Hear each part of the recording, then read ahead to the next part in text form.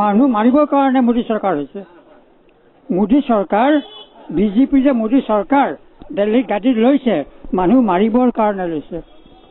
BJP কথাটো বুজিছা?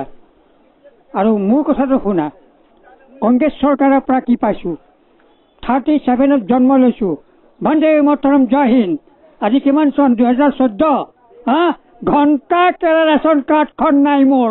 এইটো বুঢ়াঙুলি দেখাই দিছো। মোৰ গেছৰ বুক নাই। এতিয়া 76 বয়স কেলা বৃদ্ধ পেঞ্চন নাই।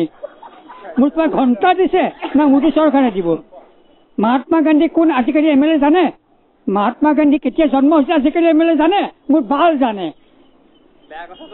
কিয় নকব? মানুহ নহয়। শুনা, কোনো চৰকাৰে নহয়। এতিয়া চৰকাৰ নিজৰ কপাল আৰু চৰকাৰ নিজেই। চৰকাৰ নিজেই শুনা, চৰকাৰ নিজেই বোলে হিন্দীত শুনা, হিন্দীত কয় অ দুষ্ট দুনিয়া মাইনে দেখা।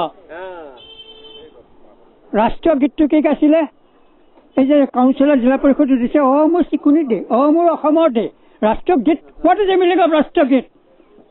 দেশ স্বাধীন, লাখ লাখ শ্বহীদ হৈছিলে।